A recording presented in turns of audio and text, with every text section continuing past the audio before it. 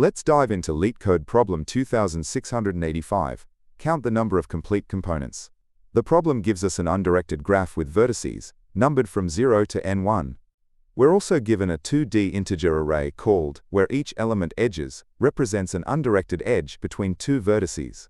Our task is to return the number of complete connected components in the graph. A connected component is a subgraph where a path exists between any two vertices, and no vertex in the subgraph connects to a vertex outside of it. A connected component is considered complete if an edge exists between every pair of vertices within that component. So essentially we need to find subgraphs that are both connected and fully connected. Every node is connected to every other node. Let's look at the given example. We have 6 nodes and some edges. Visually it's clear there are 3 connected components. The component with nodes 0, 1, and 2 is complete because every node is directly connected to every other node in that component. The same goes for the component with nodes 3 and 4, and finally, node 5 by itself is also considered a complete component. Here's how we can solve this using depth-first search, or DFS. First, we build an adjacency list representation of the graph. This makes it easy to find the neighbors of each node. We create a list called graph, where graph_i stores a list of all nodes directly connected to node I. We iterate through the edges list, and for each edge, we add v to graph and u to graph. Since it's an undirected graph, we also initialize a visited array to keep track of which nodes we've already processed. Then, we have a count variable to keep track of the number of complete components. We define a DFS function that explores a connected component. This DFS function will take a node and recursively mark nodes in the connected component. It also adds all the nodes in component to component_nodes, which is initialized as an empty array and passed in. The main part of the algorithm iterates through each node from 0 to n1. If a node hasn't been visited, we start a DFS from that node to explore its connected component. The DFS populates component nodes list. After the DFS completes, we check if this component is complete. We do this by iterating through all pairs of nodes within the component. If we find any pair u and v, where there isn't an edge between them, meaning v is not in graph, then the component isn't complete, and we set is_complete to false, and break out of the inner loops. If, after checking all pairs, is_complete remains true, we increment the count. Finally, we return the count of complete components.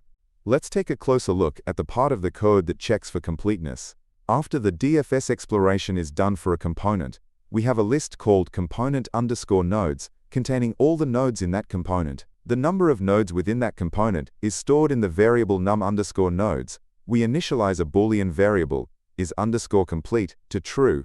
Then, we use nested loops to iterate through every possible pair of nodes, u and v, within the component_nodes list. Inside the loops we have a condition. If u equals v and v, not in graph, this condition checks 2 things. First, it makes sure we're not comparing a node to itself, u equals v.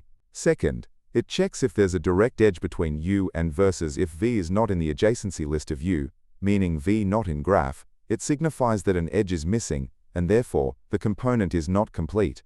In this case we set is_complete to false, and immediately break out of the inner loop, and then the outer loop. There's no need to check further pairs if we've already found one missing edge.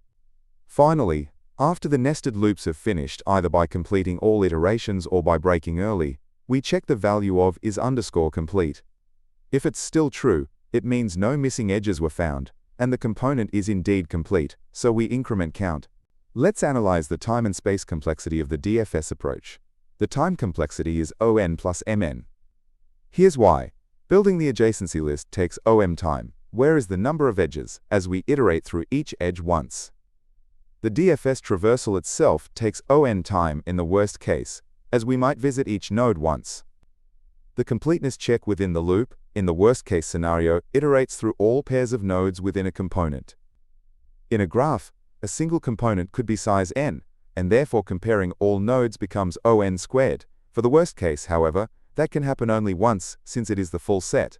For the remaining calls to DFS, there are no nodes, so worst case is still limited by m, giving us a runtime of omn for all components, so we arrive at on plus mn. The space complexity is on plus m.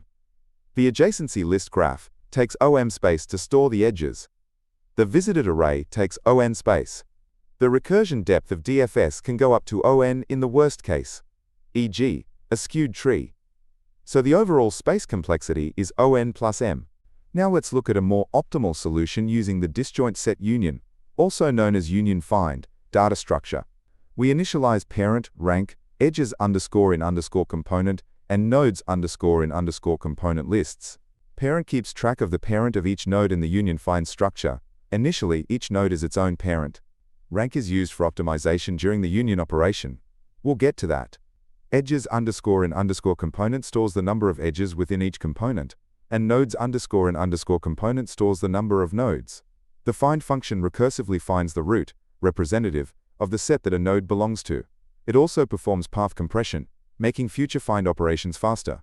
The union function merges the sets containing nodes I and j. It uses rank to attach the shorter tree to the taller tree, keeping the tree relatively balanced. If the nodes were already in same set, we return true and increment our edge count. If they were not, we merge the two sets and return false. In the main part of the algorithm, we iterate through the edges.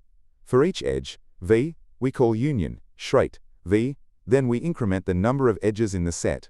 Finally, we determine the number of edges the component should have by calculating num underscore nodes 1, divided by 2. If the number of edges equals the expected number of edges for a complete graph, then our connected component is complete, and we increment our count. The time complexity of the union find approach is ON plus M alpha n, whereas the number of nodes is the number of edges, and alpha n is the inverse Ackermann function. The inverse Ackermann function grows extremely slowly and is practically considered a constant for any realistic input size. Initializing the parent, rank, edges underscore in underscore component, and nodes underscore in underscore component lists takes ON time. The find and union operations, with path compression and union by rank, take nearly constant time, amortized over multiple operations.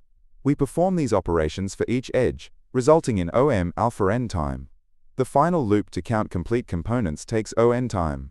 The space complexity is ON mens because the parent, rank, edges underscore in underscore component, and nodes underscore in underscore component lists all have a size proportional to. That's it for this Leetcode problem. I hope you found these explanations helpful. If you have any other problems you'd like to see covered in this series, please let me know in the comments. Don't forget to like and subscribe for more coding tutorials. And if you'd like to help me continue making these videos, you can donate at buymeaboba.com, link in the description. Thanks for watching.